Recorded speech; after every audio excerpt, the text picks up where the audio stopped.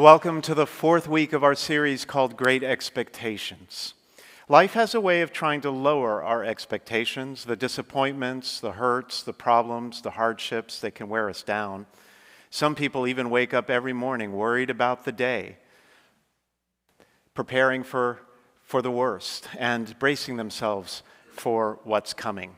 But in this series, we're inviting you to see with new eyes, expand your vision, and believe again in the God who does exceedingly more than we ask or imagine. Trusting in God's plan is not always easy, but every time you say yes to God, you're making a great investment, and you can expect a far greater return in the end. And even when you're facing a cross in your life, a hardship, a problem that seems really difficult, God still has the remedy to get you that you need to get back up on your feet, move forward again, and expect victory on the other side of that pain. And when you're trustworthy in the small details of life, when you give God your best right where you are, that's when you can also expect more blessings, greater influence, and new opportunities. Those are the three great expectations that we've talked about so far in this series. Today I want to talk with you about another one. I want to talk with you today about expect eternal impact. We all want to make an impact while we live, but many people, a lot of people live as if this life is all there is. They chase after the next promotion, the next house, the next thrill, try to make a big splash on social media, measure their worth by likes and follows. They want to leave a mark, but a lot of times it's just built on short-term applause that fades as fast as the next trend. Or they might spend all their time and effort building, developing their career, late nights, constant travel, always just one more deal. They may be successful on paper, but sometimes their own kids barely know them. Or they might think, if I could just get that bigger house, or develop a stronger portfolio, financial portfolio, or start a trust fund, then people will notice me. But can I tell you, this life is just a warm-up.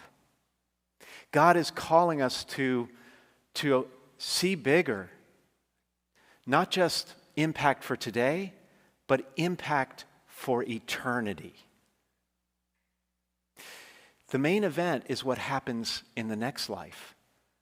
God doesn't want you to just have success in the here and now. He also wants you to have eternal success.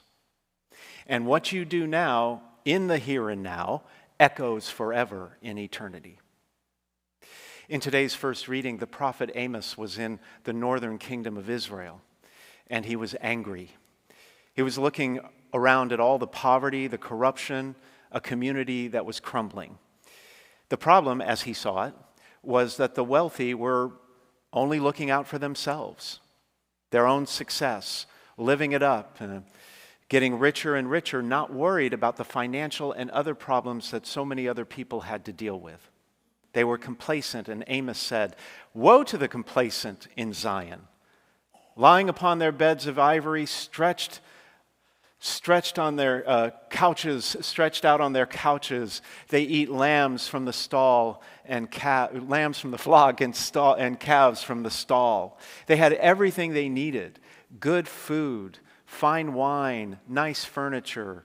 The problem was they were idle, just enjoying their own wealth.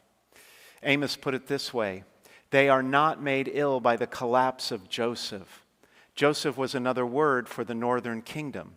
The rich were so consumed, wrapped up with their own pleasures, that they didn't care about the suffering of their neighbors. They didn't care about the suffering of their neighbors. See, it wasn't the oil massages, the lamb chops, the bowls of wine that offended God. It was the heart behind them. They had so much, but cared so little.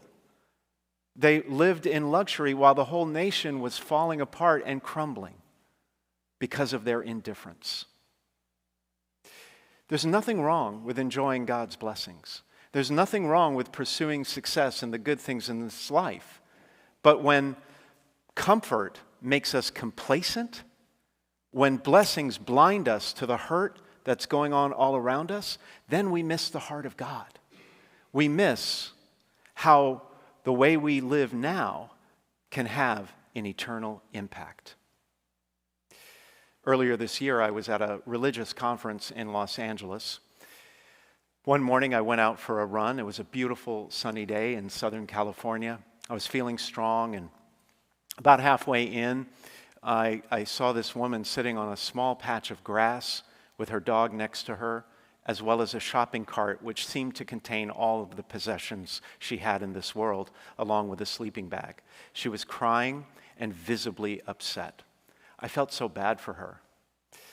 I thought I'd go over and try to do something to help, console her in some way. But then thoughts told me not to go. You're not in a good part of town. It could be dangerous. What if it's a setup? You don't have any money on you anyway. What can you do? You're going to be late for the opening session of the conference, your favorite speaker. Just keep going, stay focused. Someone else will help. Those thoughts were from the enemy. And I am ashamed to say that I listened and kept going. I kept thinking about turning around, but the further away I got, the harder it was to go back. I'm not proud of that moment, but I do know that we all face that same situation at one point or another. What to do when someone needs our help. It's easy to keep going and turn a blind eye. The problem seems so big. And our time, our resources, our knowledge and expertise so limited. We think, what could we do? But there's so much that you can do, so many simple things that you can do. Just, a caring gesture, a word of encouragement, a simple act of kindness can have eternal impact. It can have eternal impact. I could have done something. I could have stopped. I could have listened for a few minutes. I could have offered a prayer to pray with her for whatever was going on in her life in that moment. I could have made a difference. In today's gospel, Jesus told a parable and said, there was a rich man who wore purple garments and fine linen and dined sumptuously each day. And lying at his door was a poor man named Lazarus, covered with sores. While the rich man enjoyed his life, lived in the lap of luxury, Lazarus was completely destitute, had nothing, not even enough to eat, and would have been grateful just for a few scraps from the rich man's table. The inequality between the two men was striking. It was striking. And when the poor man died, he was carried away by the angels to the bosom of Abraham. What that means is, in the afterlife, Lazarus was close to Abraham, the father of faith, the Jewish patriarch. And not just close, but it implies a kind of leaning into Abraham, like he's being comforted. And Lazarus is sitting in a place of honor, a place of rest and security, like at a banquet. This is the way he would spend eternity. The rich man also died and was buried, and from the netherworld, where he was in torment, raised his eyes and saw Abraham far off and Lazarus at his side. The two men ended up in very different places. Lazarus was enjoying a sumptuous feast, while the rich man was suffering. The rich man cried out to Abraham, but Abraham said, "My child, remember that you received what was good during your lifetime, while Lazarus likewise received what was bad. Now he is comforted here, while you are tormented." The rich man was not suffering in eternity because he was rich. He was suffering because he didn't care, because he didn't turn the blessings God had given him into blessings for others. He knew Lazarus by name. He knew Lazarus by name, and Lazarus was right there at his door, so close to him. He must have passed him every day or stepped over him and never lifted a finger to help. The rich man got in trouble in the afterlife not because of something he did, but because of what he did not do. When God gives you and I a blessing, he expects us. He needs us. He's counting on us to use that blessing to become a blessing for others. That's how you make an eternal impact. Last month, I went to the Dominican Republic with a team of 10 parishioners from St. Hilary here. It wasn't to an all-inclusive resort. We didn't sit on white sand beaches every day, take in the water views, sipping margaritas, and enjoying fine dining by the water. Instead, we were on a mission to do what we could to serve the Lazaruses of our own day. We traveled inland to one of the poorest regions in the Western Hemisphere, a town called Hatamayor and a neighborhood called Las Malvinas. We taught children in a rundown school. We visited people in their homes, listened to their stories, and heard their struggles. One of those stories belonged to a woman named Esther, a 28-year-old refugee from Haiti. She had come over to the Dominican Republic because of the gang warfare that was threatening her 2 children. She arrived in the Dominican Republic with no immigration papers, with no money and no family to help or support her. Somehow she had scraped together the $1,000 she needed to pay someone to sneak her and her children over the border, but now she had nothing. Out of desperation to survive in her new country, she eventually met an older man who was well off, relatively speaking, and he told her that he had always wanted a child, and so she agreed to have his baby if he agreed to financially support her and her children. He made all sorts of promises and didn't come through on most of them. It turned out, unbeknownst to her, he was married. When we met with Esther, she was 8 months pregnant already, living in this rundown, dilapidated shack, shanty town kind of thing, with no running water, no electricity, living with some other woman and her 2 children.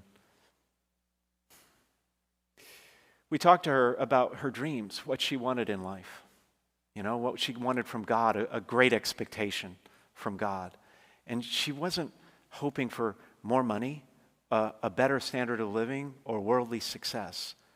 She had a simpler desire. Esther's dream was to have stability in her family and a faithful companion, a man who would love her for who she is. As I listened to her story, I couldn't help but feel helpless. It would have been so easy to throw money at the problem. I could have personally given her the $900 to have, I didn't mention that, I'm sorry. She was saving the $900 she needed to have her baby in a hospital, as opposed to on the street or in her own home or something like that. I could easily have given that to her. I could have arranged it so we got her into better housing, but that's not how you make lasting impact in a community like that. You have to build the trust of the people first, earn their trust. You have to, over time, slowly help them help themselves and become self-sufficient. That takes time and a long-term commitment, and make no mistake, we are in it for the long haul. When I walked away from that conversation, I felt pretty defeated, but I also knew we had made a difference. I did for Esther what I failed to do for that woman on the streets of Los Angeles, what the rich man failed to do for Lazarus. Together as a team, we listened to her. We cared for her. We prayed for her. That made an eternal difference and impact. I often think about her and pray for Esther. I wonder if she's had her baby. It's been a little more than a month now. I wonder if they're safe. I hope they are. But one thing I do believe deeply in my heart is that I have this great expectation that God will bring her modest dream to pass. Someone to love her. When the rich man in the gospel begged for help, Abraham told him, "Between us and you, a great chasm is established to prevent anyone from crossing who might wish to go from our side to yours or from your side to ours." Here's the principle. Life is short. Eternity is long. Every day you have an incredible opportunity to make a difference and to make an eternal impact. It doesn't always have to be something great or amazing. Just a smile, a prayer, a helping hand will often do the trick. It can have a great impact. This is what the rich man missed. The chance to love someone else. The chance to care for another human being. And every time you choose to do that, instead of walking by or turning a blind eye, every time you help, you serve, you give, you sacrifice, you are shaping your own destiny and how you will spend eternity. As the Apostle Paul said in the second reading today, pursue righteousness, devotion, faith, love, patience, and gentleness. Lay hold of eternal life to which you are called. Compete well for the faith. And then he said, lay hold to eternal life to which you are called. God sees the good things you're doing. And he will give you blessings, a reward in many blessings for the good things you do, even greater things. But don't just expect blessings in this life. When you honor God by loving other people, especially people who desperately need your help, when you're lifting them up, when you're making a sacrifice for them, and when you keep your heart intact for the poor, then you can expect an eternal impact.